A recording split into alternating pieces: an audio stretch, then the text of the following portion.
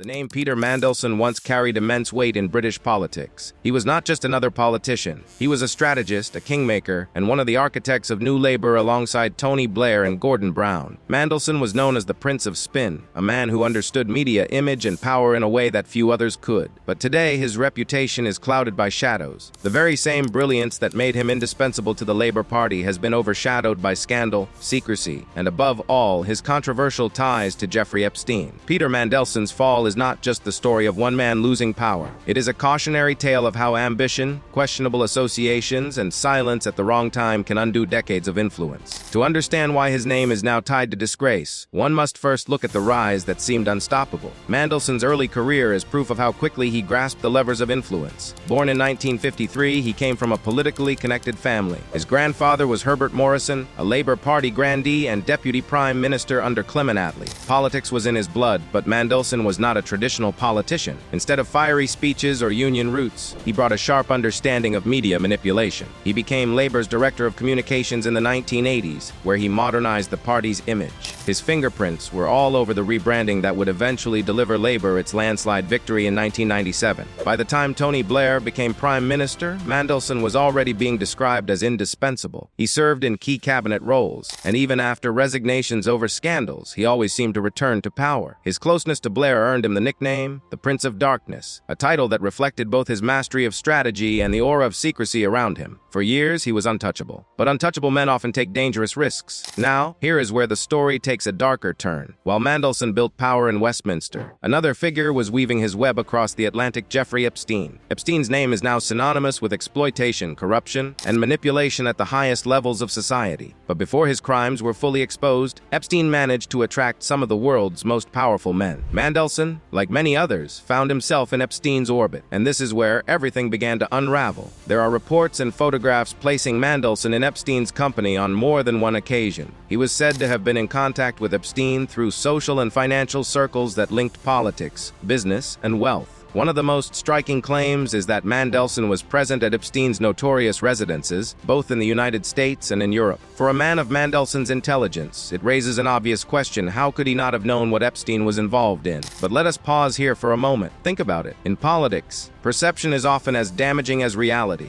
Even if Mandelson had no knowledge of Epstein's crimes, even if he was nothing more than a casual acquaintance, the stain of association is permanent. Once his name became linked to Epstein, every photo, every phone call, and every rumor became evidence in the court of public opinion. The Prince of Spin could not spin his way out of this one. And this is where the intrigue deepens. Some accounts claim that Epstein had Mandelson's private numbers stored, suggesting a level of familiarity. Others say that Mandelson was in attendance at gatherings that involved Epstein's closed network of high-profile friends. Whether these connections were casual or strategic, the damage was done. Fame Daily believes the real question is not simply whether Mandelson knew Epstein, but why he remained silent as the scandal unfolded. Silence in politics can sometimes protect, but at other times it destroys. Mandelson's decision to downplay or distance himself without fully addressing the ties only fueled suspicion. People wondered what he was hiding. People asked why someone so skilled at communication suddenly became vague when his reputation was at stake. Imagine you were at the height of your career, a central figure in shaping a government, an influential voice across Europe. Then, suddenly, your name appears in connection with one of the most disgraced figures of the modern era. What would you do? Would you come out with a strong denial? Would you release every detail to clear your name? Or would you step back and hope it blows over? Mandelson chose the latter path, and that is why the suspicion never left him. The fall of Peter Mandelson is also tied to the broader narrative of British politics and its elite networks. Epstein was not just an American scandal. His reach extended into Britain through Prince Andrew, powerful financiers, and high-level politicians. For critics of the political establishment, Mandelson's name appearing in that circle confirmed long-held suspicions about how the elite operate. It reinforced the belief that those in power live by different rules, sheltered from accountability, until the truth can no longer be hidden. What makes Mandelson's case even more fascinating is that he is not a forgotten figure. Unlike some who fade into obscurity after scandal, Mandelson has remained close to the political world. He has advised leaders, spoken at conferences, and occasionally appeared in the media. But the shadow of Epstein has followed him every step of the way. The whispers are always there, reminding the public that behind the polished image lies an unanswered question. Some journalists have pointed out that Epstein was known for collecting secrets, His network functioned as much on leverage as on charm. This leads to speculation about whether Mandelson, like others in Epstein's circle, was drawn into a web of influence that was never fully revealed. Could Epstein have used his connections with Mandelson for political or financial gain?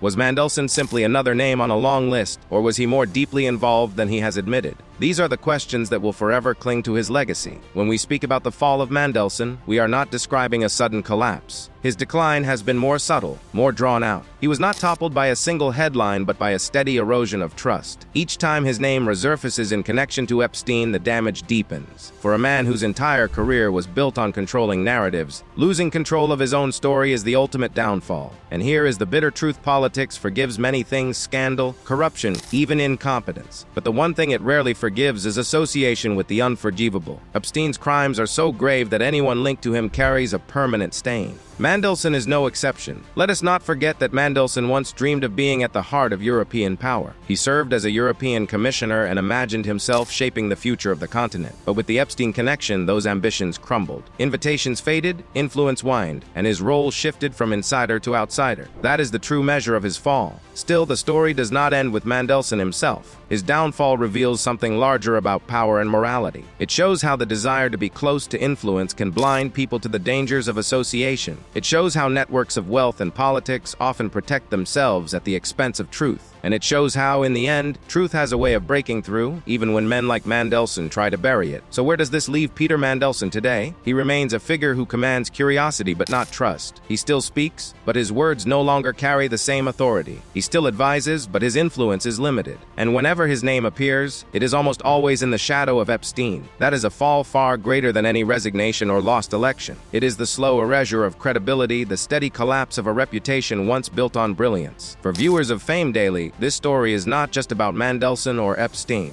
It is about the choices we all make regarding who we associate with and how silence can sometimes destroy more than words. The fall of Peter Mandelson is a reminder that power is fragile, and reputations built over decades can collapse overnight if tied to the wrong name. And now, I want you to think about this. If someone like Mandelson, a master of image, could not escape the stain of Epstein, what does that say about the power of truth in the modern world? Perhaps it means that no matter how carefully you craft your public image, no matter how clever your strategy, there are some associations that cannot be erased. In the end, the story of Peter Mandelson is a lesson in hubris, secrecy, and downfall. It is about a man who climbed higher than most only to fall because he could not, or would not, sever ties to someone the world now sees as unforgivable. And that, more than any scandal in his political career, is why history will remember him not as the Prince of Spin, but as a figure undone by silence and association. This has been Fame Daily, bringing you the story of the fall of Peter Mandelson, how ties to Epstein cost him everything.